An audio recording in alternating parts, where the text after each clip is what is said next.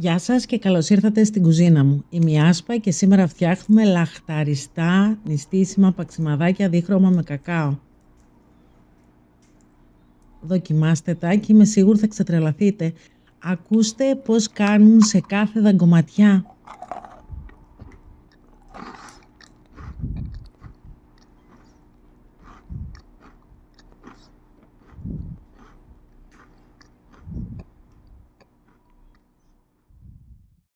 Για τη συνταγή θα χρειαστούμε. Μετράμε με ποτήρι 200 ml σε χωρητικότητα υγρών. Σε ένα μπολ θα βάλουμε μισό ποτήρι λάδι, ελαιόλαδο χρησιμοποιώ εγώ, μπορείτε να βάλετε και σπορέλαιο 100 ml, μισό ποτήρι ζάχαρη, δηλαδή 100 γραμμάρια, θα ανακατέψουμε πολύ καλά με ένα σύρμα χυρό στα δύο υλικά και στη συνέχεια θα προσθέσουμε 3 τέταρτα ποτηριού φρέσκο χυμό πορτοκαλιού, δηλαδή 150 ml, με μισό κουταλάκι του γλυκού σόδα. Θα ανακατέψουμε καλά το χυμό με τη σόδα πάνω από τον μπολ γιατί αφρίζει και θα το ρίξουμε μέσα στο μείγμα με το λάδι και τη ζάχαρη. Θα ανακατέψουμε καλά, να ομογενοποιηθούν τα υλικά, θα προσθέσουμε μισό κουταλάκι του γλυκού κανέλα, τσίσμα από ένα ολόκληρο ακέρατο πορτοκάλι, θα ανακατέψουμε και πάλι και στη συνέχεια θα προσθέσουμε 400 με 440 γραμμάρια αλεύρι για όλες τις χρήσεις και μισό κουταλάκι του γλυκού μπέικιν. Το αλεύρι θα το προσθέσετε σταδιακά σε 2-3 δόσεις, μπορεί να χρειαστεί λίγο λιγότερο ή λίγο περισσότερο ανάλογα με τη σύσταση και την απορροφητικότητα από το αλεύρι που χρησιμοποιείτε. Το κάθε αλεύρι έχει τη δική του σύσταση. Αν είναι αλεύρι για όλες τις χρήσεις, έχει διαφορετική απορροφητικότητα σε υγρασία από ότι το αλεύρι μαλακό.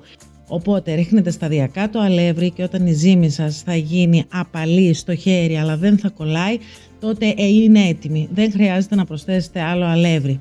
Ζυμώνουμε αρχικά με το σύρμα χυρός και στην πορεία ζυμώνουμε με τα χέρια μέχρι να έχουμε μια ζύμη, όπως είπαμε, αφράτη και ελαστική που δεν κολλάει στα χέρια. Είναι πάρα πολύ νόστιμη συνταγή με απλά υλικά, νηστίσιμα, ειδικά για την περίοδο της νηστείας που διανύουμε. Πάρα πολύ νόστιμα, δίχρωμα με κακάο, δίνουν μια διαφορετική γεύση, νιώθετε σαν να έχετε σοκολάτα στο στόμα, είναι πολύ νόστιμα. Θα βάλουμε τώρα τη ζύμη πάνω σε καθαρή επιφάνεια, θα χωρίσουμε το 1 τρίτο της ζύμης στην άκρη και θα αφήσουμε τα 2 τρίτα σε μια άλλη άκρη. Στο 1 τρίτο της ζύμης που κρατήσαμε θα προσθέσουμε 2 κουταλιές της σούπας κακάο, είναι περίπου 15 γραμμάρια. Θα ζυμώσουμε τη ζύμη με το κακάο ώστε να έχουμε ένα σοκολατένιο ζυμαράκι και στην πορεία θα το χωρίσουμε σε 2 κομμάτια. Η ζύμη μας έχει γίνει σοκολατένια. Θα πάρουμε τη λευκή ζύμη, θα τη χωρίσουμε και αυτή σε 2 κομμάτια. Δεν χρειάζεται πλάστη και δεν χρειάζεται να προσθέσετε παραπάνω αλεύρι.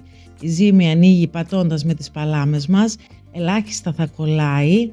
Αυτό δεν είναι απαραίτητα κακό, καλό είναι για να βγουν αφράτα και τραγανά τα παξιμαδάκια. Ρολάρουμε τη ζύμη κακάο σε μπαστούνι, τη βάζουμε μέσα στη λευκή ζύμη και στη συνέχεια θα κλείσουμε τις 2 ζύμες σε ένα ρολό, σε ένα μπαστούνάκι. Σε ένα ταψί στρώνουμε λαδόκολλα, στο ταψί της κουζίνας μας. Στρώνουμε λαδόκολλα, τυλίγουμε τις 2 ζύμες όπως είπαμε σε μπαστούνι, θα κλείσουμε καλά τις άκρες. Θα πατήσουμε το μπαστούνι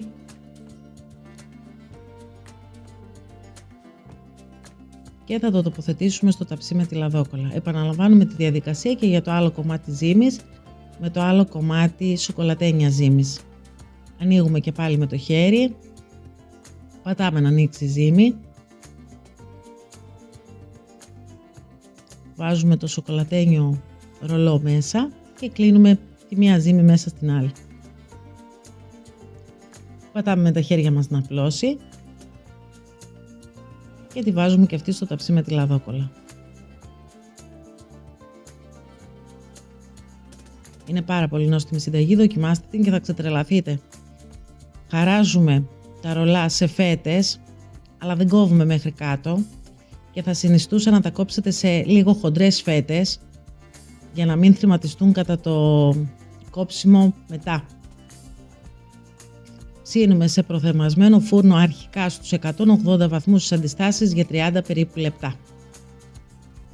Μόλις τα βγάλουμε από το φούρνο, όσο είναι ζεστή η ζύμη, κόβουμε τις φέτες μέχρι κάτω και τις βάζουμε πλαγιαστές πάνω στο ταψί για να ξαναψήσουμε και να γίνει η ζύμη μας παξιμαδάκια. Τώρα θυμίζει σαν είναι κέικ ψημένο, το οποίο όμως χρειάζεται παραπάνω ψήσιμο αν θέλουμε να γίνουν παξιμάδια.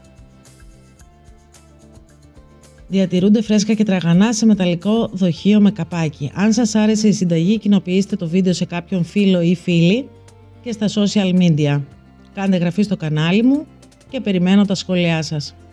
Δοκιμάστε τα. Είναι πεντανόστιμα, τραγανά, εξαιρετικά. Καλή σας απόλαυση.